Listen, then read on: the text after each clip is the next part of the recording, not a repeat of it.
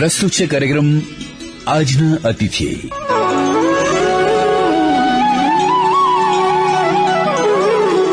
નમસ્તે મિત્રો, આજના અતિથિ આજના કાર્યક્રમમાં આપણી સાથે છે પ્રોફેસર અશ્વિન આણદાણી. તેમની સાથે વાતચીત કરી રહ્યા છે ત્રિલોક સંઘાણી. મિત્રો નમસ્કાર, આપનું સ્વાગત અને આજના આપણા અતિથિનું પણ સ્વાગત કરીએ. આપણી સાથે આજે છે પ્રાધ્યાપક ડોક્ટર અશ્વિનભાઈ આણદાણી. અશ્વિનભાઈ નમસ્કાર. નમસ્તે ત્રિલોકભાઈ, નમસ્તે શ્રોતા મિત્રો. અશ્વિનભાઈ, મેં આપને કહ્યું, શ્રોતા મિત્રોને કહ્યું કે આપણા અતિથિનું સ્વાગત કરીએ, તો આપને અમારા અતિથિ ગણું કે ન ગણું? અતિથિ કાર્યક્રમનું શીર્ષક છે એટલે ચોક્કસ ગણો, પણ આપણે આત્મીય છીએ. આકાશવાણી સાથે મારો બાળપણથી નાતો છે ત્રિલોકભાઈ. હું રેડિયો સાંભળીને સમૃદ્ધ થયો છું. રેડિયો મેં ન સાંભળ્યો હોત તો કદાચ હું પ્રાધ્યાપક પણ ન થયો હોત ને મારા જ્ઞાનમાં આટલો વધારો પણ ના થયો. વાહ! એટલે આકાશવાણી સાથે એ રીતે પણ એક શ્રોતા તરીકેનો સંબંધ સાહેબ આપે હજી જાળવી રાખ્યો છે. અને આપે આકાશવાણીમાં ઘણા બધા કાર્યક્રમોમાં યુવાણીથી માંડીને રામનવમી લાઈવ સુધી ગયો છું. જી. અને આકાશવાણી દૂરદર્શન સાથે એક રીતે જોઈએ તો આપનો નાતો બહુ સજીવ રહ્યો છે, આપણે કહી શકીએ. ચોક્કસ. એટલે આપને અમે અમારા પરિવારના સભ્ય જ માનીએ છીએ. પણ છતાં પણ આપને આજે અતિથિ તરીકે આપણે થોડી વાતો કરીએ. તો સાહેબ, આપણે તમારી ઓળખ આપવી હોય તો એક વાક્યમાં કહેવું હોય તો આપ ગુજરાતી વિષયના પ્રાધ્યાપક છો, પણ સાથે સાથે આપ સારા લેખક છો, સારા સર્જક છો. ગુજરાતી ભાષામાં આપે ઘણા બધા સારા વિદ્યાર્થીઓ તૈયાર કર્યા છે. અને એ આપણે જેને સાહિત્યના હોય કે સારા કાર્યક્રમોનું સંચાલન કરવાની પણ આપની ઓળખ છે. એમાં પણ આપણે બહુ સારી વ્યક્તિઓ જોડે આપણે કામ કર્યું છે. એટલે ઘણી બધી આપની એક રીતે જોઈએ તો આપણી વિશેષતાઓ છે, પણ એ બધી વિશેષતાઓ આપણી જયારે બની હોય એમાં આપણું ઘડતર હોય, આપણું ભણતર હોય, ઘણા બધા પરિબળો હોય, આપણા મિત્રો હોય, આપણા વડીલો હોય, આપણા સંસ્કાર હોય, ઘણું બધું હોય. તો આપણે આપણા ઘડતરની વાત કરીએ તો બાળપણની વાત, પછી કઈ રીતે આપનું ઘડતર થયું એની વાત આપના શબ્દોમાં કહેશો? ચોક્કસ. મારા બાળપણથી જ શરૂઆત કરું. જી. જુનાગઢ જિલ્લાનો ઉના તાલુકો જૂનો, અને એમાં ઉનામાં સુગર ફેક્ટરીમાં મારા પિતાજી મનસુખભાઈ અણદાણી કામ કરે. બરોબર. મારેથી નાની 2 સિસ્ટર અને મારું 1 થી 4 ધોરણનું સ્કૂલિંગ બરોબર એ ઉના સુગર ફેક્ટરીની પ્રાથમિક શાળામાં થયું. અને ત્યારે મને ટીંગાટોળી કરીને મૂકવા જવો પડતો એવું મારા માતા પિતા કહેતા હતા. અને પછી 5, 6, 7 જે ઉના પ્રોપરમાં શિશુ ભારતી નામની એક પ્રાથમિક શાળા શરૂ થયેલી એ વર્ષે, જયારે સેલ્ફ ફાઇનાન્સનો કોન્સેપ્ટ જ નહોતો. સાચી વાત છે. ત્યારે આ સ્વનિર્ભર શાળા ઉનામાં શરૂ થઈ. ડોક્ટર ગોડબોલે સાહેબ અને બાબુભાઈ કોટેચા જેવા અમારા દીર્ઘદ્રષ્ટા ઉનાના નગરજનોએ આ શાળા શરૂ કરી. બરોબર. એટલે એ શાળામાં હું ગયો અને મારો આખા રંગરૂપ બદલાયા. શું વાત છે! 5, 6, 7માં હું પહેલો, બીજો, ત્રીજો નંબર જ લાવતો. વાહ! અને 5, 6, 7 મને ક્લાસ ટીચર તરીકે વીણાબેન મોરી મળેલા. જી. વીણાબેન 5માં મારા ક્લાસ ટીચર, 6માં મારા ક્લાસ ટીચર, 7માં મારા ક્લાસ ટીચર. વીણાબેન હંમેશા હું જયારે મળું ત્યારે જાહેરમાં કે અશ્વિન મારો પ્રિય વિદ્યાર્થી. વાહ! અને એ સમયે 15 રૂપિયા ફી હતી ત્રિલોકભાઈ. મારા પિતાજીનો પગાર 108 રૂપિયા હતો. તો મારા પિતાજી એની આવકમાંથી 10 થી 12%, 15% ખર્ચ મારા શિક્ષણ પાછળ કરતા. એક જ વ્યક્તિના. મારે તો 2 સિસ્ટર પણ હતી. પણ એ હું જોઉં છું જયારે અત્યારે હું અધ્યાપક છું, મારો અત્યારનો જે પગાર છે એ રીતે હું મારા શિક્ષણમાં કેટલા પૈસા ખર્ચું છું, તો મને બાપુજીને વંદન કરવાની ઈચ્છા થાય. મારા બાની પણ બહુ શુભ ભાવના રહેલી કે મારો અશ્વિન ભણવો જ જોઈએ, અને બાએ તો ઘરેણા મૂકીને મારી ફી ભરી છે એવું પણ મને યાદ છે. કે એ સમયે 15 રૂપિયા પણ બહુ મોટા હતા. સાચી વાત છે. એટલે એ સમયે મારા બાએ પણ બહુ સંઘર્ષ કરેલો. મારા બાએ ઘઉં વેચ્યા છે, ભરતકામ કર્યું છે, અને એ રીતે હું ઘડાયો છું. 5, 6, 7 પિતાજી અમને સાયકલ પર મૂકવા આવે. અને મારો ખૂબ સારો એજ્યુકેશનના કારણે નંબર આવે વારંવાર. પછી 8, 9, 10 પણ અમે ઉના શિશુ ભારતી માધ્યમિક શાળામાં કર્યું. બરોબર. 10મું મેં 82માં પાસ કર્યા પછી હું અમદાવાદ મેમનગર ગુરુકુલમાં દાખલ થયો. અચ્છા. અને મને નવરંગ શાળામાં પ્રવેશ મળ્યો. એટલે મેં 11-12 નવરંગ શાળામાં કર્યું.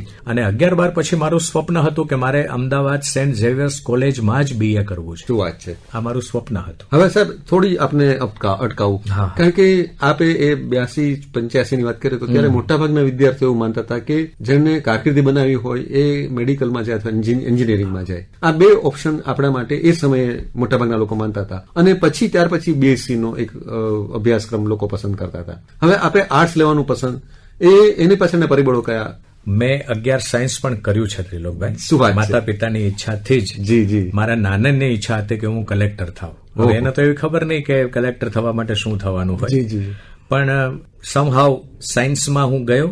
જ્યોતિ હાયર સેકન્ડરી સ્કૂલમાં મેં પ્રવેશ લીધો. 11મું ધોરણ અડધું ભણ્યો પણ ખરો. અને 11માની વાર્ષિક પરીક્ષા મેં આપી તો એમાં હું ફિઝિક્સમાં, કેમિસ્ટ્રીમાં અને મેથ્સમાં ફેલ હતો. અચ્છા. પાસ હતો હું ગુજરાતી, અંગ્રેજી અને જીવ વિજ્ઞાન. જી જી. એટલે મને એવું થયું કે આ સાયન્સ મને છોડી દે, એની પહેલા હું સાયન્સને ન છોડી શકું. એટલે એ સમયે નહોતું ગમ્યું લોકોને, પણ મને લાગ્યું કે આ સાયન્સમાં મારું બહુ ગજુ ચાલશે નહીં. મા બાપના સ્વપ્ના ચોક્કસ હોય કે ડોક્ટર, એન્જિનિયર બનીએ આપણે, પણ આપણી પોતાની પણ અંગત સ્કિલ હોય. સાચી વાત. એટલે એ સ્કિલને મેં કામ લગાડીને અને મેં સ્વપ્ન સેવ્યું કે મારે અમદાવાદની best arts college Saint Xavier's કોલેજમાંથી જ બીએ કરવું છે.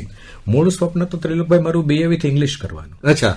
પણ ફાધરે અમને એવું કહ્યું, ફાધર ડોનાલ્ડ ડાયસ એ વખતે અમારા પ્રિન્સિપાલ હતા, અને ફાધર કહે છે કે તમે ગુજરાતી માધ્યમમાંથી આવો છો તો તમને અહીંનું અંગ્રેજી અઘરું પડશે. કારણ કે અહીંયા તો ફાધર જે ભણાવે છે એ પણ સાઉથ ઇન્ડિયન પ્રોફેસર છે. બરોબર. એક બે પ્રાધ્યાપક તો વિદેશના પણ હતા એ સમયે. તો કે એનું અંગ્રેજી તમને સમજાશે નહીં. બરોબર. અને તારે બીએ વિથ ઇંગ્લિશ કરવું હોય તો મને કે તું એલડી આર્ટ્સમાં જા કે એચકે આર્ટ્સમાં જા, બેસ્ટ કોલેજ છે. મેં કીધું ફાધર ચોક્કસ બેસ્ટ કોલેજ છે, પણ I don't want to leave Saint Xavier's. બરોબર. મારે કોઈ પણ ભોગે સેન્ટ ઝેવિયર્સ કોલેજ છોડવી નથી. બરોબર. તો પછી ફાધર કે તો ગુજરાતીના પણ અધ્યાપક થવાય, ગુજરાતી વિષય પણ રખાય.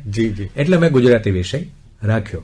અને એસવાય અમારું શરૂ થયું. બરોબર. Second year. પહેલા વર્ષમાં તો આપણે કોલેજની હવામાં હોઈએ. બરોબર છે. એટલે નશો હોય કોલેજ. બરોબર છે. અને ઝેવિયર્સ જેવી કોલેજ મળી હોય. એટલે ચિમનભાઈ ત્રિવેદી મારા વિદ્યાગુરુ, એમણે અમારા પહેલા વીકમાં એસવાય નું ક્લાસ શરૂ થયો અને પહેલા વીકમાં આમ જસ્ટ વાતમાંથી વાત નીકળી અને બોલ્યા કે અધ્યાપક થવું હોય તો બીએ માં 52% જોઈએ. બરોબર. અને એમએ માં 55% જોઈએ. હવે 52% તો મારે 12માં 64% હતા અને ફર્સ્ટ યરમાં મારે 58% હતા. બરોબર. એટલે મેં કીધું 52% તો રમત વાત છે, કશું અઘરું છે જ નહીં. બરોબર છે. એટલે મનોમન આ બીજ વવાઈ ગયું. એટલે એક રીતે જોઈએ તો એસવાય માં આપણે એક દિશા નક્કી કરી લીધી.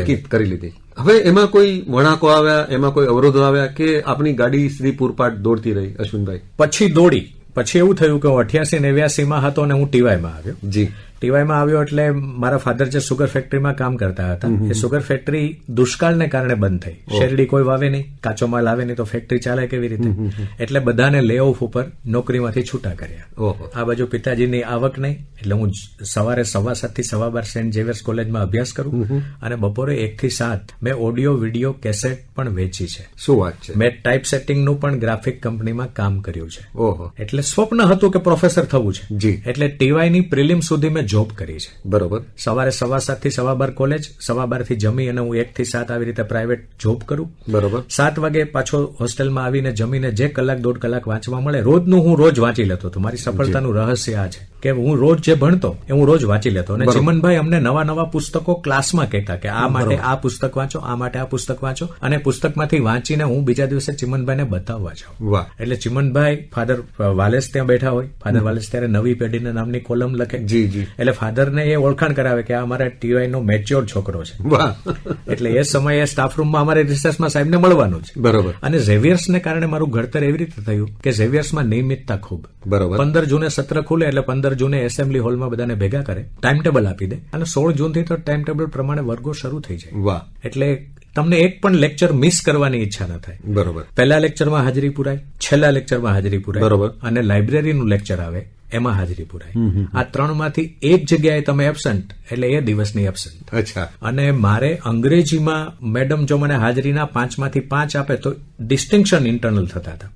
એટલે મેં મેડમને વિનંતી કરી કે મેડમ તમે મને જો 1 માર્ક વધારે આપી દો તો મારું ઇન્ટરનલ માર્કનું ટોટલ છે એ ડિસ્ટિંક્શન થઈ જાય. બરોબર. તો કે અશ્વિન મેં કોઈને પણ 5માંથી 5 આપ્યા નથી, મેં બધાને 5માંથી 4 આપ્યા છે, તો હું તને કેવી રીતે આપી શકું? એટલે એ વાત મને અત્યારે અધ્યાપક છું તો સાચી લાગે છે કે આરતી મેડમે એ સમયે મને માર્ક 1 આપ્યો હોત તો ડિસ્ટિંક્શન થાત મારું ઇન્ટરનલ ટોટલ. બરોબર. બાકી મેં વાર્ષિક પરીક્ષામાં તો હું યુનિવર્સિટીમાં 3rd હતો. અમારા ઝેવિયર્સના 1, 2, 3, 89માં અમે એ યુનિવર્સિટીમાં ટોપરમાં 1, 2, 3 હતા. આખી યુનિવર્સિટી ત્યારે તો આદિપુર કચ્છ પણ ગુજરાત યુનિવર્સિટીમાં હતું. બરોબર. અને ઉત્તર ગુજરાત યુનિવર્સિટી પણ 89 પછી છૂટી પડી. બરોબર છે. ત્યાં સુધી ઉત્તર ગુજરાત પણ ગુજરાતમાં હતું. તો આખી યુનિવર્સિટીમાં અમે 8 ફર્સ્ટ ક્લાસ, એ 8માં 5 ઝેવિયર્સ. અને એમાં અમારા 1, 2, 3 એ યુનિવર્સિટીના 1, 2, 3. વાહ, બહુ સરસ. એટલે એક રીતે જોઈએ તો પાયો મજબૂત થયો. હા. અને એમાં આપણે એ સ્કૂલના શિક્ષક હોય. તમે શિક્ષકની જ વાત કરી એટલે હું હાઈસ્કૂલનો એક પ્રસંગ કહી દઉં. કે હું શિશુ ભારતી માધ્યમિક શાળામાં હતો ને અમારા આચાર્ય હતા આરપી જોશી સાહેબ. એ જોશી સાહેબ, હું શનિવારની અમારી બાલસભા થાય, પ્રાથમિકમાં પણ થાય, બરોબર, હાઈસ્કૂલમાં પણ અમારા જોશી સાહેબ વિઝનરી. બરોબર. એટલે પ્રાર્થના સત્રમાં એ કંઈક નવું કરે. એટલે કોઈ સરસ મેગેઝિન આવ્યું હોય એમાં કોઈ સરસ લેખ હોય તો મને પ્રાર્થના પહેલા એમની ઓફિસમાં બોલાવી લે, મને કે અશ્વિન આ લેખ વાંચી લે, બરોબર, પ્રાર્થના પછી તારે આ લેખ તારા મોટા અવાજે આખા ક્લાસને સંભળાવવાનો છે. બરોબર. હવે આ જોશી સાહેબે મારી આ કલા એ હું 8માં હતો 9માં હતો ત્યારથી પારખેલી. એટલે અત્યારે જોશી સાહેબ જીવિત છે અને એ મારી આ પ્રગતિ જોઈને ખૂબ આનંદિત થાય છે કે અશ્વિન તે જે પ્રગતિ કરી છે એનું અમને ખૂબ માન છે. અને શિક્ષક તરીકે ત્રિલોકભાઈ અમને એ જ સંતોષ હોય, એક બાપ અને એક ગુરુ. બરોબર. અમારા બે વ્યવસાય એવા છે કે પિતાને એનો પુત્ર સવાયો થાય તો આનંદ થાય અને ગુરુને એનો શિષ્ય સવાયો થાય. એકદમ સાચું. એટલે પુત્રાત શિષ્યાત પરાજયેત એ સૂત્ર જે સંસ્કૃતનું છે એ જોશી સાહેબને ખૂબ જોશી સાહેબે સાર્થક થયું એવું માને છે. એટલે જોશી સાહેબને વંદન કરું છું, વીણાબેનને વંદન કરવાની મને ઈચ્છા થાય. આ બે શિક્ષકો મને પ્રાથમિક અને માધ્યમિકમાં ના મળ્યા હોત તો કદાચ અને સેન્ટ ઝેવિયર્સમાં ચીમનભાઈ ત્રિવેદી ના મળ્યા હોત તો હું અધ્યાપક ના થયો. એટલે આખું એક દિશા નક્કી કરવામાં આપણા શિક્ષકોનો ફાળો આપણે સ્વીકારવો પડે, આપણા વડીલોનો ફાળો આપણે સ્વીકારવો પડે. અશ્વિનભાઈ, હવે અધ્યાપક તરીકે પછી કઈ રીતે શરૂઆત થઈ એની થોડી વાત કરીએ. હા, પછી 2 વર્ષ એમએના બરોબર ભાષા ભવનમાં પ્રવેશ લીધો 89, 90 અને 91. બરોબર. તો આ 2 વર્ષ દરમિયાન પછી બપોરની કોલેજ, એટલે હું જોબ ના કરું. બરોબર. અને મારે એમએમાં 55% લાવવા જ પડે. બરોબર. અધ્યાપક થવું હોય એટલે ખૂબ તૈયારી કરું. સવારે 7:30 વાગે અમે લાઇબ્રેરીની લાઈનમાં આવી જઈએ. હું હોસ્ટેલમાં જ રહું કેમ્પસમાં. એટલે 7:30 લાઇબ્રેરીમાં મનગમતા ટેબલ ખુરશી પર બેસવા માટે 7:45 લાઇબ્રેરી ખુલે પેલા અમે 7:30 લાઇબ્રેરીના ગેટ ઉપર ઉભા હોઈએ અને 7:30 થી 10:30 11 સુધી વાંચીએ. પછી ભાષા ભવનમાં 12 વાગ્યાથી લેક્ચર શરૂ થાય, ભોજન કરીને 12 થી 4 ભણીએ, વળી પાછા લાઇબ્રેરીમાં બેસીએ. 9:30 લાઇબ્રેરી બંધ થાય અને વોચમેન બધાને લાઇટ પંખા બંધ કરતા કરતા ઉભા કરે, ત્યારે ઉભા થવાનું. એટલે એ 2 વર્ષ જે વાંચવા મળ્યું છે, એટલે એના કારણે ખૂબ સતીશ વ્યાસ મારા અધ્યાપક, અમરપાલ દેસાઈ મારા અધ્યાપક, મફત ઓઝા મારા અધ્યાપક, સુમન શાહ મારા અધ્યાપક અને રઘુવીર ચૌધરી, ભોળાભાઈ પટેલ, તપસ્વી નાંદી. ભાષા ભવન એટલે ગેલેક્સી લાગે. જેને આમ તમે છાપામાં જેની કોલમો વાંચતા એ બધાની કેબિનની આગળ તમને નામ વાંચવા મળે.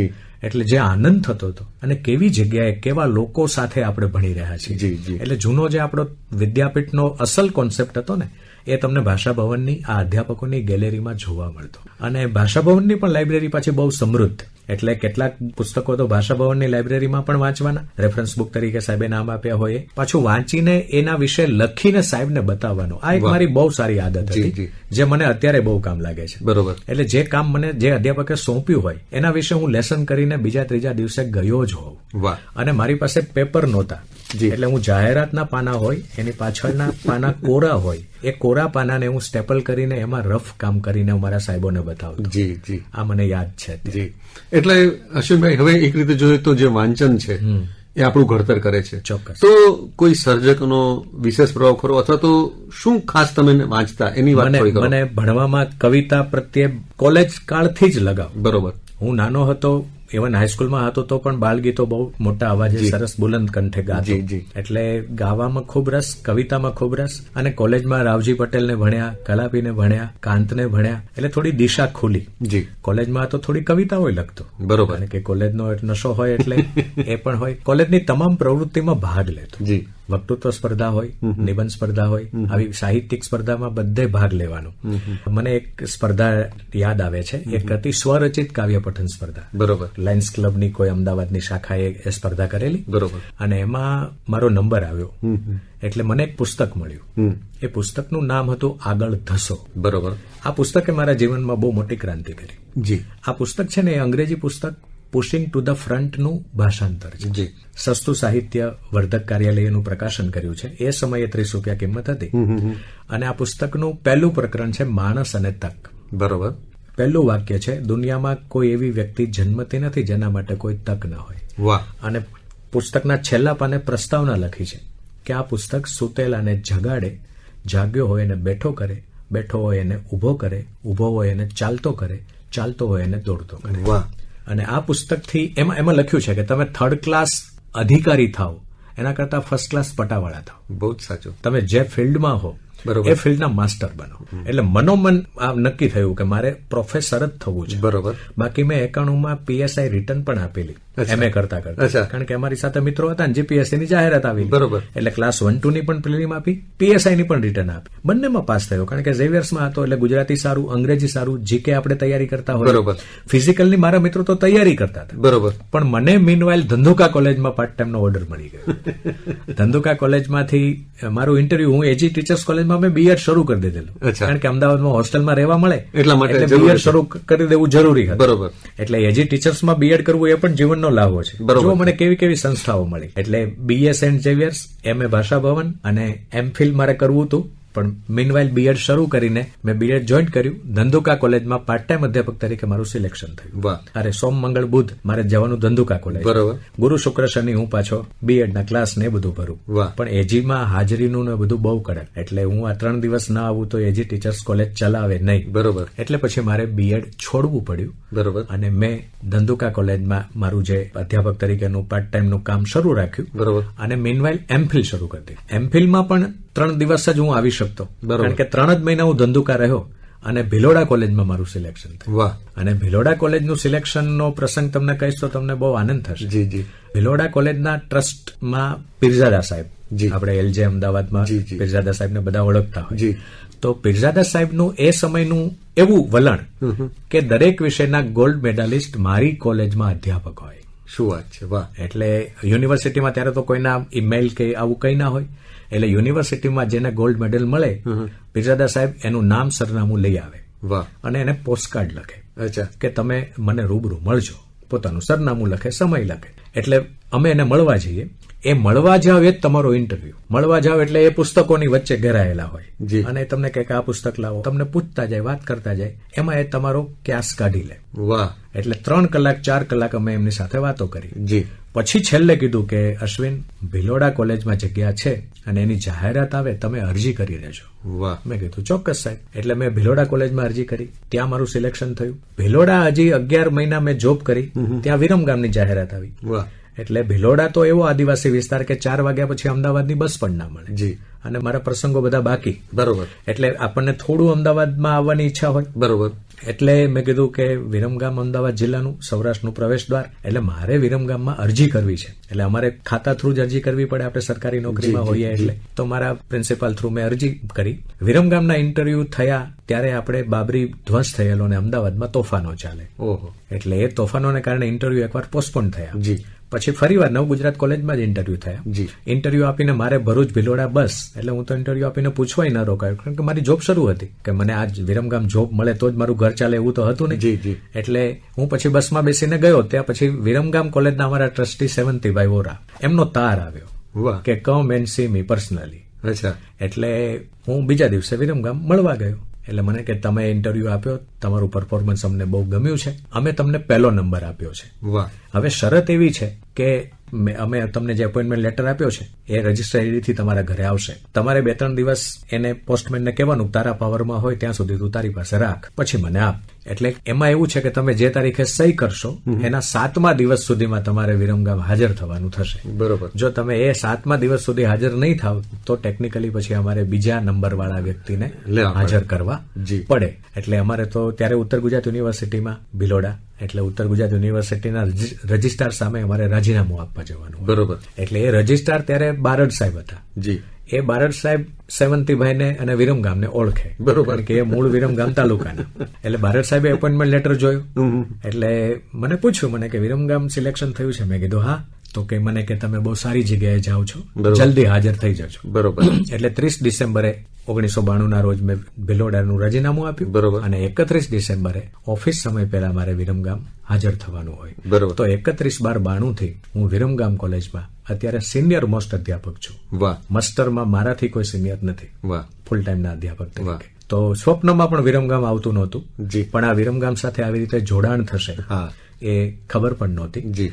અને વિરમગામના સ્થાપક આચાર્ય અમારા શિવલાલ જેસલપુરા સાહેબ, જી, જે નરસિંહ મહેતાના બહુ મોટા અભ્યાસી. અચ્છા. એમણે નરસિંહ મહેતાની કાવ્યકૃતિઓ પુસ્તક લખ્યું છે જેમાં નરસિંહ મહેતાના 600 થી 700 પદ એણે સંપાદિત કર્યા છે. બરોબર. અને ખૂબ સારા એ અમદાવાદ એસવી કોલેજમાં હતા અને ચિમનભાઈનો એ જમાનો, ચિમનભાઈ પટેલ એસવી બધી કોલેજ 64 માં શરૂ કરેલી. એ જ સાલમાં 64 માં વિરમગામ કોલેજ શરૂ થઈ અને એણે જસલપુરા સાહેબને કહ્યું કે તમારે પ્રિન્સિપાલ તરીકે જવું છે વિરમગામ. હવે અમદાવાદથી વિરમગામ જાય છે માણસ પોતાના વતનમાં, બાકી તો વિરમગામથી અમદાવાદ બધા આવે. પણ જસલપુરા સાહેબ એ સમયે કહ્યું કે મારા ગામમાં કોલેજ થતી હોય ને તમે મને આચાર્ય બનાવતા હોય તો હું ચોક્કસ વિરમગામ છું. એટલે એ જસલપુરા સાહેબ અમારા સ્થાપક આચાર્ય, પછી કેબી વ્યાસ, કાંતિલાલ બળદેવભાઈ વ્યાસ એટલે ભાષા વિજ્ઞાનમાં બહુ મોટું નામ અમારું, એ અમારા આચાર્ય, પછી બેચરભાઈ પટેલ અમારા આચાર્ય. એટલે અમારું વિરમગામ કોલેજનું જે ગ્રંથાલય છે ત્રિલોકભાઈ, એ યુનિવર્સિટી સમકક્ષ ગ્રંથાલય. ઘણી વાર તો યુનિવર્સિટીના પ્રાધ્યાપકોને કોઈને અમુક પુસ્તક ના મળે તો એ બેચરભાઈને કે અમારા કેબી વ્યાસ સાહેબને કે તમારી કોલેજમાં પુસ્તક હોય તો મારા માટે લેતા આવજો. ત્યારે તો આવી પીડીએફ ની કોઈ વ્યવસ્થા નહોતી, ફિઝિકલ પુસ્તક જ જોઈએ. અને એ સમયે અમારે ત્યાં બધા સામયિક આવે, બધા પુસ્તકો. એમાંથી બેચરભાઈ પણ મને કે અશ્વિન આવું આવું વાંચતો રહે, બરાબર. એટલે આ રીતે વિરમગામ 92ની સાલથી જોડાયો. 93ની સાલથી વિરમગામ કોલેજની તમામ કલ્ચરલ એક્ટિવિટી હું સંભાળું. યુથ ફેસ્ટિવલની તૈયારી મારે કરાવવાની, બરોબર. આઈએનટીમાં ઇન્ડિયન નેશનલ થિયેટર અને ગુજરાત સમાચાર ટ્રસ્ટ હજુ આ સ્પર્ધા કરે છે, આંતર કોલેજ ગુજરાતી એકાંકી સ્પર્ધા. એમાં અમારું એક એકાંકી, 3 વિજેતા એકાંકીઓ અને ચોથું અમારું એકાંકી મોડેલ એકાંકી તરીકે, આ 4 એકાંકીનો ગુજરાત સમાચારે શો કરેલો. એટલે મને વિદ્યાર્થીઓ એ રીતે બહુ સારા મળ્યા, જેના કારણે આ બધી પ્રવૃત્તિમાં મને ખૂબ રસ પડ્યો. મારા પરિવારે મને બહુ સાથ આપ્યો, કારણ કે છોકરાઓ મારા ઘરે પ્રેક્ટિસ કરતા હોય, એના ચા પાણી નાસ્તા બધું ચાલ્યા કરતું હોય. એટલે મારા પત્ની મારા બાળકોને તો પેલું પ્રવૃત્તિ છોકરાઓ આવીને પ્રેક્ટિસ કરતા હોય એટલે મજા પડે, બરોબર. પણ મારા શ્રીમતી કિન્નરીએ પણ એમાં બહુ મને સાથ અને સહકાર આપ્યો. એટલે આ બધી પ્રવૃત્તિ હું ખૂબ સારી રીતે કરી શક્યો. પછી હું 2001માં અમદાવાદમાં રહેવા આવ્યો. મારી દીકરી 2.5 વર્ષની થઈ, એટલે દીકરી માટે એ સમયે વિરમગામમાં સારી શાળાઓ નહોતી, બરોબર. એટલે મીનવાઇલ મેં અમદાવાદમાં નિવાસની વ્યવસ્થા કરી અને અમદાવાદમાં આવ્યા પછી અમારા બોપલનો સમાજ એમાં જોડાયો. પછી અમારો સૌરાષ્ટ્ર લેવા પટેલ સમાજ નવરંગપુરા, એના પ્રમુખ અમારા ભીમજીભાઈ નાકરાણી. એ ભીમજીભાઈએ જોરાવરસિંહ જાદવને કહ્યું, બરોબર. જોરાવરસિંહ જાદવ લોકનૃત્યના કાર્યક્રમ કરે, એમાં મોટાભાગે ફિમેલ ઉદ્ઘોષકોને બોલાવે, બરોબર. તો એકવાર ભીમજીભાઈ કહ્યું કે બાપુ તમે બધા ફિમેલને બોલાવો છો ને એકવાર અમારા અશ્વિનભાઈને બોલાવો, તમે ટ્રાય કરો. એટલે મને જોરાવરસિંહ જાદવનો નંબર આપ્યો. મેં બાપુને ફોન કરીને બાપુને મળવા ગયો અને બાપુએ કહ્યું કે આપણો આ તારીખે કાર્યક્રમ છે અને ઉદ્ઘોષક તરીકે મને સ્થાપિત કરવામાં જોરાવરસિંહ જાદવને મારે નમન કરવા પડે. એટલે અશ્વિનભાઈ આપણે જોઈએ તો કેટલા વ્યક્તિઓએ આપણા ઘડતરમાં આપણે અત્યારે જે મુકામે પહોંચ્યા એમાં આપણને આંગળી ચીંધી છે અથવા તો આપણને માર્ગદર્શન આપ્યું છે, ફાળો આપ્યો છે. એટલે અમદાવાદનું એક ક્રીમ ઓડિયન્સ જોરાવરસિંહ જાદવના કાર્યક્રમમાં હોય, બરોબર. પરમ પૂજ્ય પ્રાતસ્મરણીય કેકા શાસ્ત્રી જીવ્યા ત્યાં સુધી અમારા કાર્યક્રમોમાં આવે અને ગુજરાત લોકકલા કેન્દ્ર વાળા મુલાણી સાહેબ પણ હોય અમારી સાથે, બરોબર. કુમારપાલ દેસાઈ જેવા મહાનુભાવો પણ હોય, બરોબર. દાતાશ્રીઓ હોય, કારણ કે જોરાવરસિંહ ટિકિટ નહોતા લેતા. અચ્છા. ટાઉન હોલમાં કે એમાં ટાગોર હોલમાં કાર્યક્રમ થાય, બરોબર. અને કાર્યક્રમની કોઈ ટિકિટ નહીં, બરોબર. પણ કાર્યક્રમ જોવા જે અતિથિઓ આવે એ એમને લોકકલા ફાઉન્ડેશન નામની એમની સંસ્થા, એ સંસ્થાને દાન કરે, બરોબર. અને એ રીતે જોરાવરસિંહે લોક કલાકારોને જીવાડ્યા. 5000 થી વધુ લોક કલાકારોનો બાપુએ આ રીતે પોષણ કર્યું છે.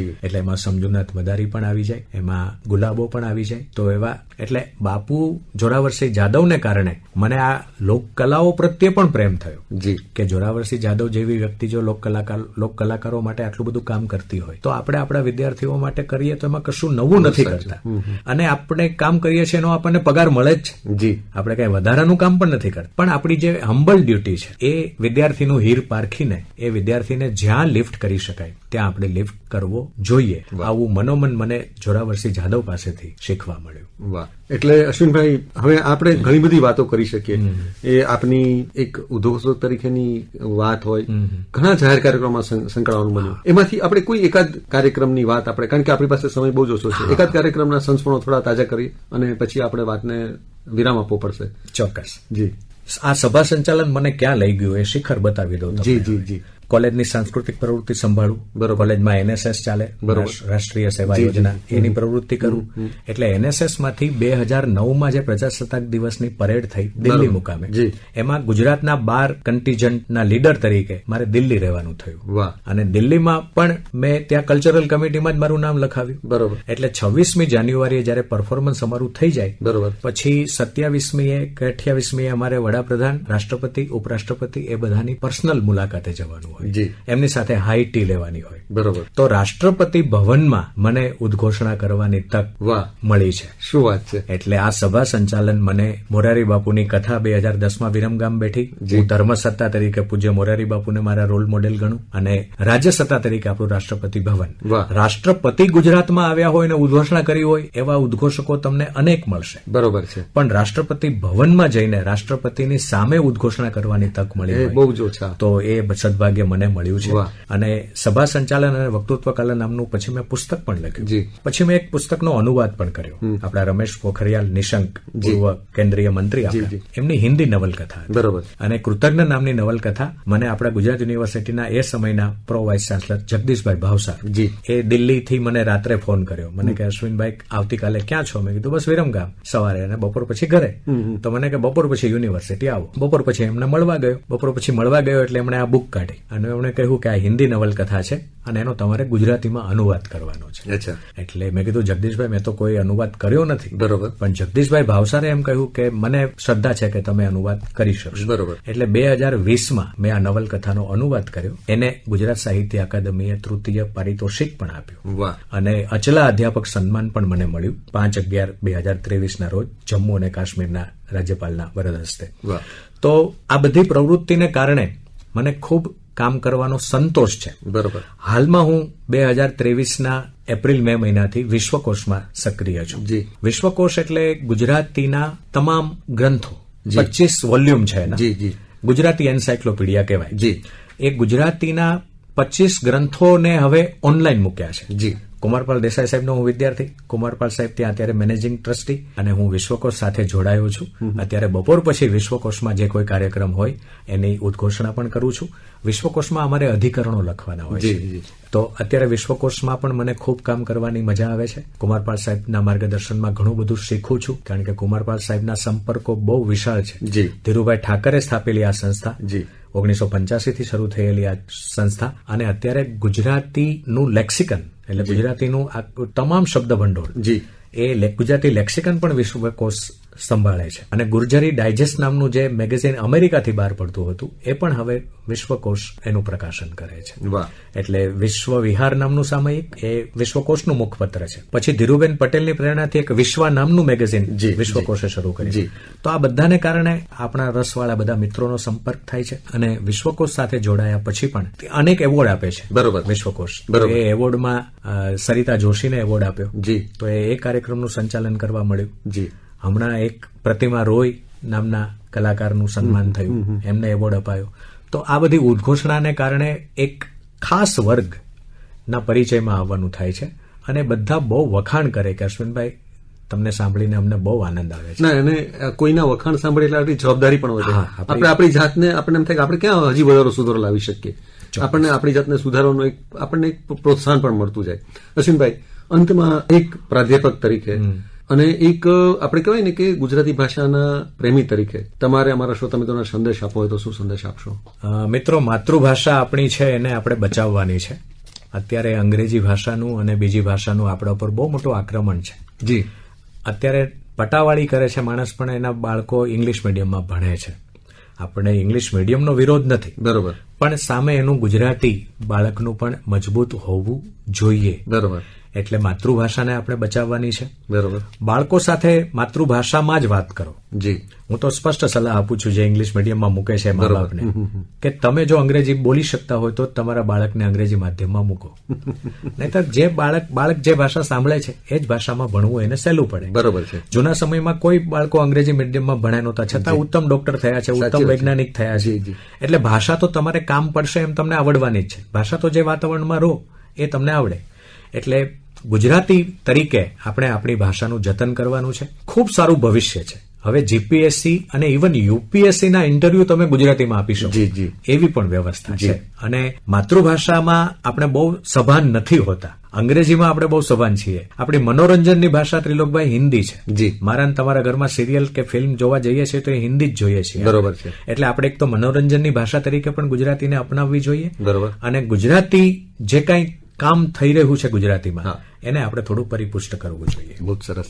તો અશ્વિનભાઈ, આ આપના સંદેશ સાથે આપણી વાત સમયના અભાવે આપણે અટકાવીએ, કારણ કે ઘણી બધી વાતો હજી પણ કરી શકીએ, પણ સમયની મર્યાદા છે સ્વીકારીને આપણે અટકાવીએ. આપણે બહુ જ મોકળાશથી વાતો કરી, બહુ નિખાલસતાથી વાતો કરી અને અમારું બધાનું પણ એક રીતે આ વાતો સાંભળીને ઘડતર થયું. તો આપનો ખૂબ ખૂબ આભાર, ખરા હૃદયથી આભાર અને આપને અઢળક શુભેચ્છાઓ.